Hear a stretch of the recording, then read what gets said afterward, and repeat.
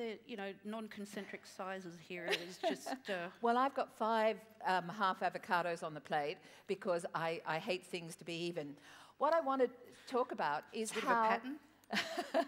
how if you have a beautiful fruit, you must look after it. And I cannot bear to have an avocado that's been refrigerated. I can't bear to have a tomato that's been refrigerated or a strawberry because it takes away the flavour. Now, I know that imposes problems with you, but if you can get the avocado from Queensland or northern New South Wales at its perfect state of oil, those natural oils, what you can do is blow the socks off anybody who's ever had an avocado who's been through the refrigerated line. And it's those points of difference. And the thing is, all you need to serve an avocado is you gild the lily. I know it's fat on fat, and who cares? We're talking about flavour and joy. Where's Joe Cross? Joe, where are you? I also love juices. It's okay, Joe. Now, I also want a bit of salt with this. And Tony, I need your pepper hand again. And it's all you need to do is have a teaspoon and have the avocado, the salt, and the beautiful micro herbs. Oh, that looks delicious. And that's all you have to do if your avocado is perfect. And how you do that, I know it's logistics, but you have... She just likes landing people with the problems. Well, yes. The solution you have to come up with, but the difference it would make. Avocados, Australia, back to the anchois dressing. Okay. Quickly, I've just used a little bit of oregano, verd juice, vincotto, and lemon juice again, and salt and pepper. And I'm hoping that you guys can see in that bowl just the beautiful dots of the darker vincotto, and this is going to, with a quick.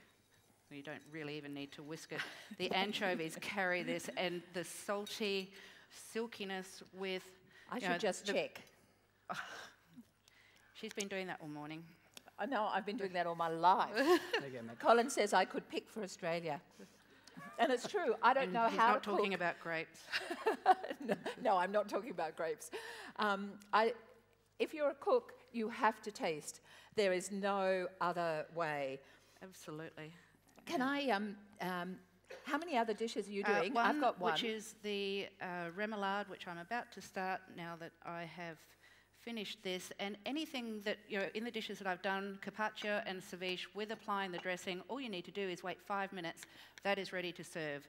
And you just want to do that so that the flavours make friends on the plate. Make friends, I like that.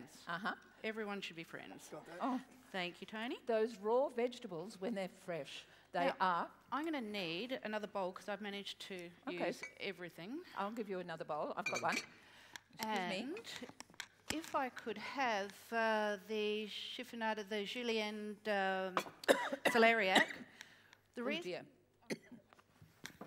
Hello? I'm about to demonstrate remoulade. The reason, I guess, that remoulade is so special to us from a Barossa perspective is not only... Well, actually, it's all Maggie's fault. It goes with all of the things that we hold dear as Barossa tradition, and that is very much a tradition of smoking and preserving meats. And so remoulade with ham, remoulade with seafood, remoulade with chicken, everything that we do. Smoked tongue. Absolutely. All of those wonderful things from the paddock. And because we can, and we've got all these fabulous ingredients, we're going to put some apple and pear in as well, so that perfect. the sweetness and the crunch. So this is as simple as, and we don't usually cheat. I really guarantee you we always make our own mayonnaise, except when we're on stage like this. And in fact, there's a thing in the family who can make the best mayonnaise. Which of course is me. Which of course is me. And it's true, but you have to it must be made by hand if you're making your own, because the silkiness of a handmade mayonnaise. There is nothing like it, but if you have to, use a very good quality commercial one, and it just proves how easy it is to throw these kind of things together. Dijon mustard, which is the basis of so much that's good in life. Can I talk about the celeriac for a sec? Oh, please, yeah. The celeriac is the most beautiful vegetable, but if there is a grower that could also do small celeriac as well, because a small celeriac is particularly you sweet. cut it away to nothing, I mean. No. Honestly, when it really is just a little hint out there, small celeriacs. And can I talk about beetroots? We've gone past beetroots, but I meant to say. No, let's go back to beetroot. Okay. While I throw capers in, just in case anyone was interested on how to make a remoulade. Capers into the mayonnaise with the mustard. We absolutely love beetroot. It's one of those vegetables, if you can pull. I have a big veggie garden. I forget that the children and the grandchildren don't live with us anymore. Unlike her to over-cater. The beers over-cater on everything, just in case.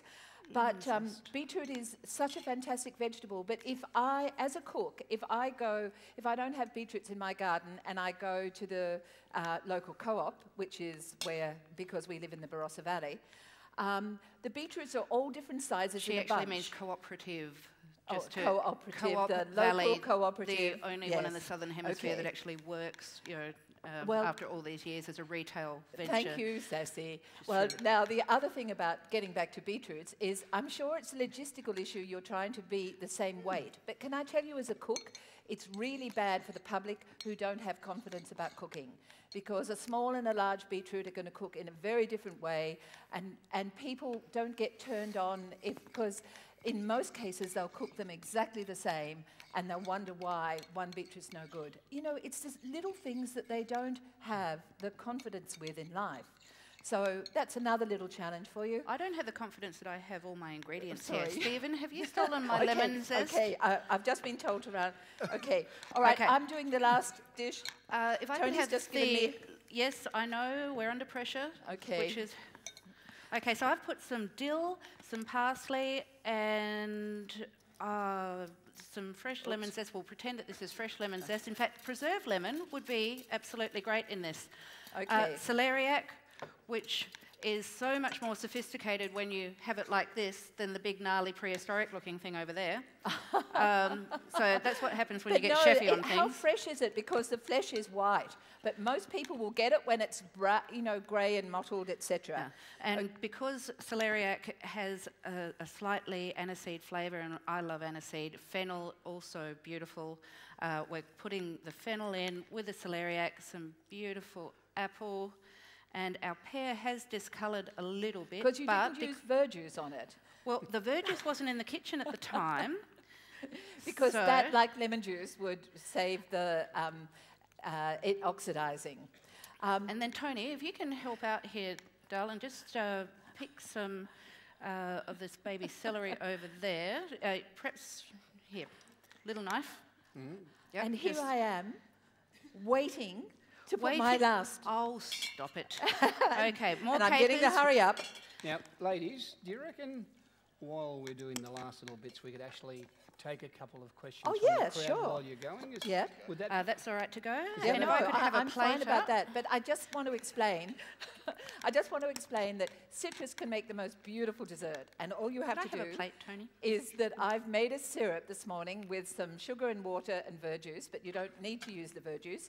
It's just that I don't have a sweet palate, so and fresh ginger. And I did take it to a toffee stage, which you're not supposed to, and just the ginger and syrup over the oranges for half an hour or so before you serve it, lots of fresh mint, and you have an amazing dessert. And I guess that's what we wanted to do, just show you. I know you said that the food police will be around, but I think I'm about to break the law. Good. I'm very pleased. Yes, we can take questions because then we can ignore the fact that we've made a mess.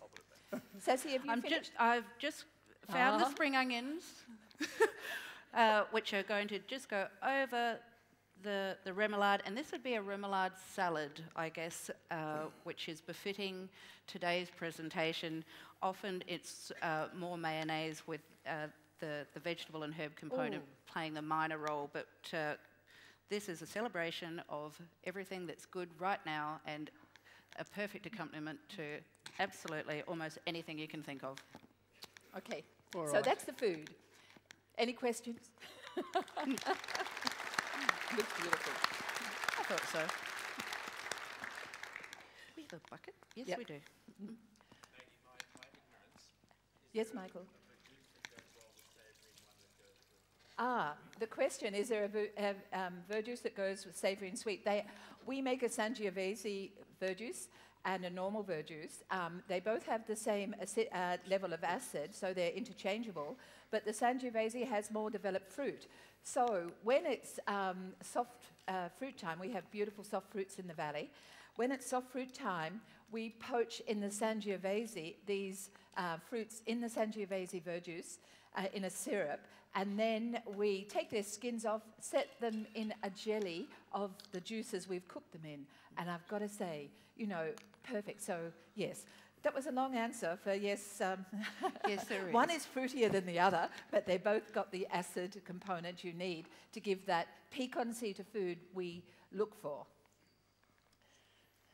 Maggie and Saskia, Claire Hamilton-Bate from Fresh Care. One question I've got, in an environment where so often organic produce is promoted as being the very best, how do we as an industry communicate to the consumers that growers all try and minimise the inputs of chemicals and the like, so how do we promote all our produce alongside that? I think you've almost hit the nail on the head when you said that, and the thing is communicate, because everyone seems to assume, and I'm a victim of this myself because I'm not certified organic, and yet I would say that we produce things in the most organic way we possibly can, and we use those standards as a benchmark, and we excel, we meet them every day.